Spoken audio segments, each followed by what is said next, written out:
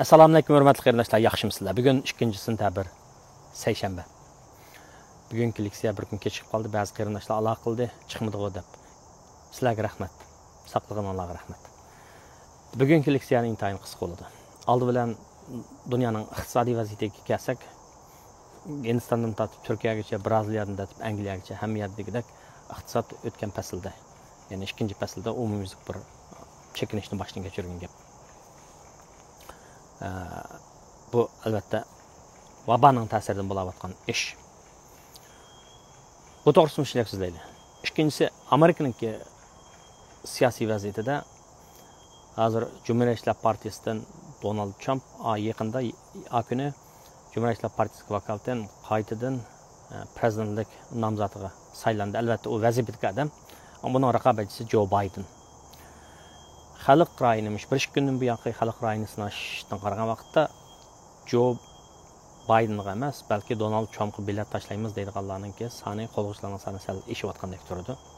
Ammo men yana shu fikrimda, yana shu farzimningki reallikqa aylanganligini tushuntirman. Donald Trump 46-navbatlik Amerikaning prezidenti bo'lib saylandi. Endi bu bo'lib saylandi degan vaqtda dunyoning siyosiy iqtisodiy qanday ta'sir ko'rsatdi deganda har xil qiyoslarni qilishga bo'ladi. Oldi bilan Donald Trumpning qayta saylanishi bilan Xitoy bilan Amerikaning o'rtasidagi munosabatda yaxshilanish emas, balki yiriklashish bo'ladi. Yana bu deganlik nima desa, Donald Trump vaboning ta'siridan Amerikada necha million odam shu vabo bilan yuqumlandi, 180 mingdek odam qazo qildi, iqtisod nurg'un chekindi, ya'ni ayni vaqtdagi 1930-yildagi iqtisodiy bo'hron yuz bergandan bu yangi eng chong chekinishni boshdan kechirdi. Demak, buni bir amal bilan Xitoydan to'ltishniki amalni qildi. Balkim savdo urushini kuchaytirish mumkin, pul muomala urushini kuchaytirish mumkin. Ikki davlat o'rtasida Donald Trump prezident bo'lsa, ikki davlat o'rtasidagi munosabat endi yiriklashga qarab mangdi. Buni shunday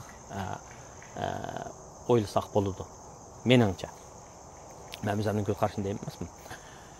Undan sirt yana men ko'pchilikka shu paychik to'g'risida azroq bir so'zlab kelayotgan. Bugun shu paychik to'g'risida davomli so'zlab beray. Yana paychik to'g'risida ayrim savol yozgan qarindoshlar bo'ldi. Robin Hood deydigan appni tushirib olinglar. Amerikada bor qarindoshlar shuni tushirib olib, Kanadadagilar tushirib olsa bo'lamdi, bo'lmamdi uni uqmayman.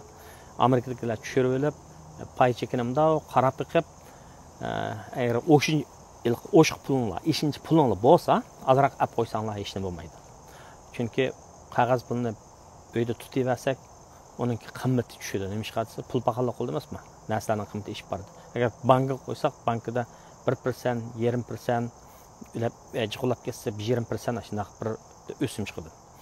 Agar paychika bozoriga mablag' solsangiz, paychika bozorda qanday odamlar futudi desa, to'g'ri vaqtda to'g'ri payni ola olgan, to'g'ri payni ola olgan, ya'ni to'g'ri ishni qila olgan odam futudi deydigan gap. Albatta buni hamma ishlar tatbiqlash bo'ladi.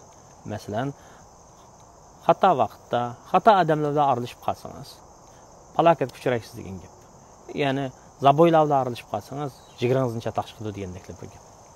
Gap mishada nimaning to'g'riligini bilishda. Shunga paychik o'ynashdan, paychik setilishdan burun oldi bilan meningda yetarlik mablag' bormi, o'zimning ko'z oldimdagi yaqin kelgusidagi iqtisodiy chiqimlarimni qamdaydigan mening mablag'im bormi? Agar u chiqimlarimizni qamdash ko'zimiz yetsa, qanchalik pul yenimizda qilish mumkin deb o'ylashimiz kerak. Anadan keyin shuning miqdoriga qarab turib, o'zimizning xarakterini bilishimiz kerak. Ya'ni biz bir ish qilgan vaqtda o'sha intayin talaysnaydigan odammi yoki hujumchi xarakterdagi odammi yoki an'anachirak, ya'ni bunday ishlarda ehtiyot qilibroq, tajribadan o'tmaguncha ishonmaydigan bunday odamni uni bilishimiz kerak. Hadidan ziyoda g'oyiviy tavakkul, qani qiziq bunday ishlarni qilib yursak, paychikada boqmaydi. Paychiki bu maqsad emas. Paychiki elib setish bu maqsad emas. Paychiki elib setish bu sizning ma'lum bir iqtisodiy maqsadga yetishingizdagi vosita. Undan bo'lsa, birinchisi o'zimizningki qanchalik puli bor, shuni bilishimiz kerak. Ikkinchisi o'zimizning xarakterini bilishimiz kerak.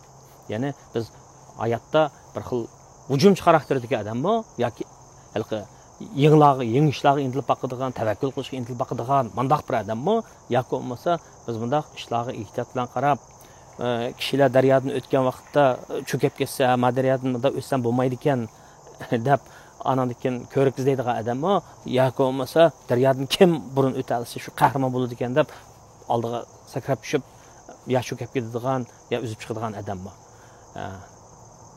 Mushuni bilishimiz kerak. Shunga qarab turib, anandan keyin paylarninki nurg'un turlari bor. Paylarga qarashimiz kerak. Bizning maqsadimiz bir az o'sma muqim kirimninki kirishini xohlamdik yoki haddidan ziyoda jiq pulni qo'lishib ketamdik. Buni pay elib sotgan vaqtda albatta buning muddati bo'ldi. Siz oylik bugun elib bir oydan keyin, 2 oydan keyin yoki 6 oyning ichida bu payni setyapsangiz, siz haqiqatan payga mablag' sag'ishib qara olmaydi ekansiz pay sohasida. Buni qisqa muddatli o'ynashlar, ya'ni paraz bilan tavakkulchilik qilib o'ynashlar deydi-ku. 1 yil bilan 2 yil atrofida yoki 2 yil bilan 5 yil atrofida shunday planlab bir payni olsangiz, ya'ni men payni oldim, 5 yil qishmi shu buni turman deb o'ylasangiz, siz o'tira mazgillik mablag' sag'ishib hisoblanadi ekansiz. Agar 5 yildan 10 yilgacha va undan jiqroq bo'lsa, ya'ni ayni vaqtda Microsoftning payni olib qo'yganlarning o'yganlar hammasini sertifikatini yo'q qo'lda tutib turishlar. Bular uzun muddatli o'ynashlar. Bularni nima deb qaraydi ekan pay sohasida, mablag'lar sohasida desa, uzun muddatli tutishlar deb. Endi paylarning turi har xil bo'ldi, kategoriyalar bo'ldi.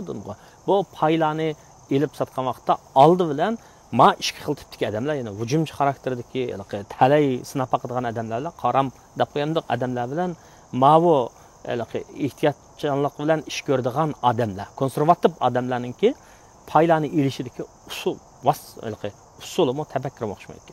Payni ananchi odamlar ananiga qandaq bir ehtiyotchanlik bilan ish ko'radigan odamlar qandaq paylarni oldi ekan desa, avval shirkatga qaraydi ekan. Bu shirkat cho'ngmi, kichikmi? Bu shirkat har bir payga nisbatan azroq pul ayrimanda. Bunaqa qaraydi ekan.